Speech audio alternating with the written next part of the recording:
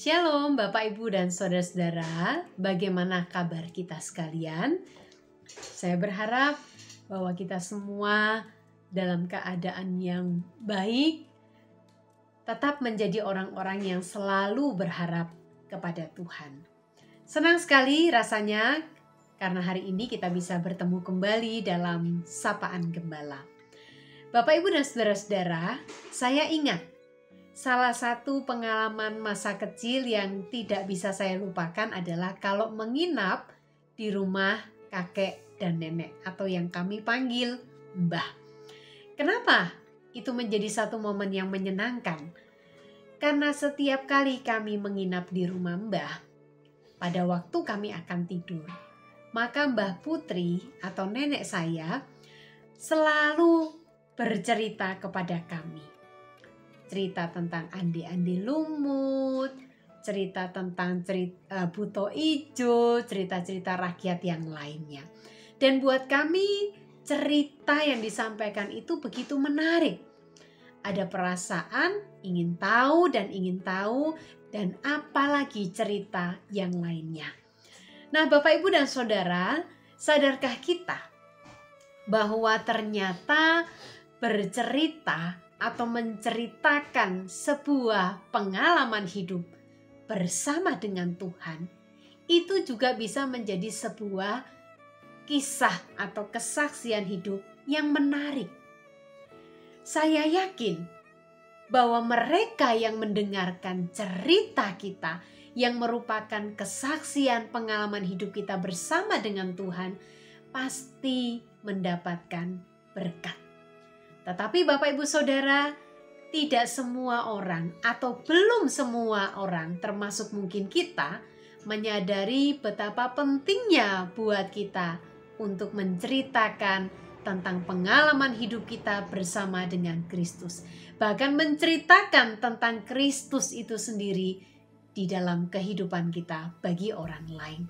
Saudara-saudara, dalam bacaan kita hari ini, khususnya di dalam Roma pasal 15, di dalam ayatnya yang ke-15, ayat yang ke-15, di sana Paulus mengatakan, namun karena kasih karunia yang telah dianugerahkan Allah kepadaku, aku di sana sini dengan agak berani telah menulis kepadamu untuk mengingatkan kamu, yaitu bahwa aku boleh menjadi pelayan Kristus bagi bangsa-bangsa bukan Yahudi dalam pelayanan pemberitaan Injil Allah, supaya bangsa-bangsa bukan Yahudi dapat diterima oleh Allah sebagai persembahan yang berkenan kepadanya, yang disucikan oleh Roh Kudus.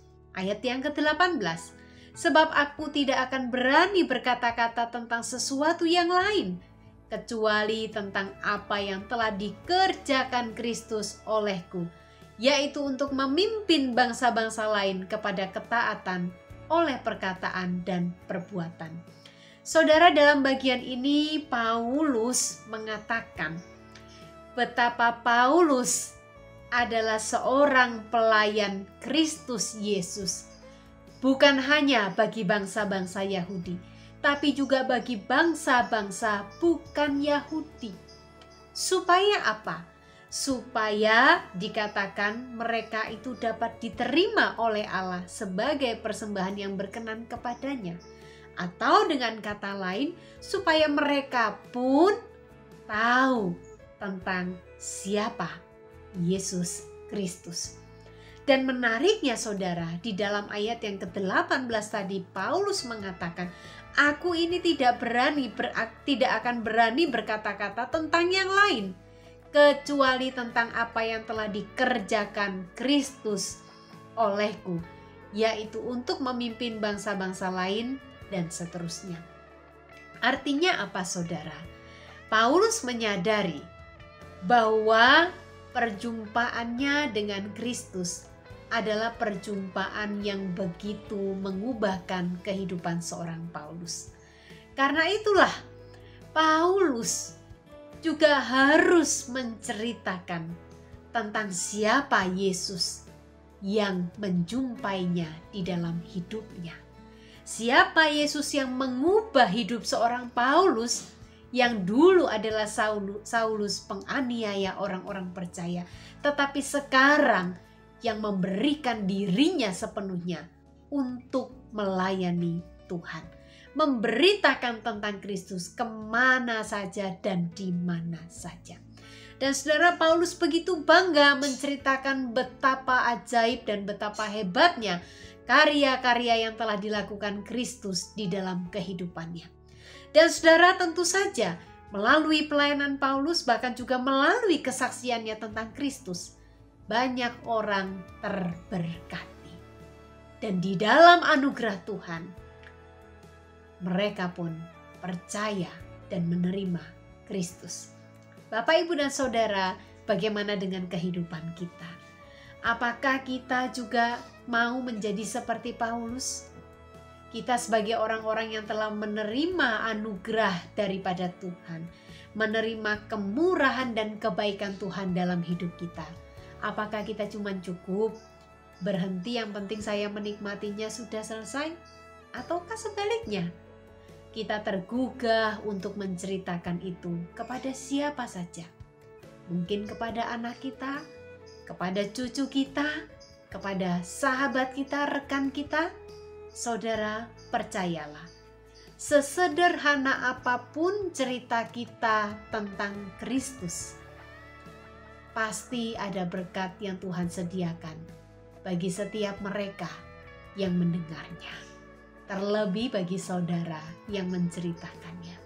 Tuhan memampukan kita, mari kita menceritakan tentang perjalanan dan pengalaman hidup kita bersama dengan Kristus. Ceritakanlah kepada siapa saja. Mari kita berdoa.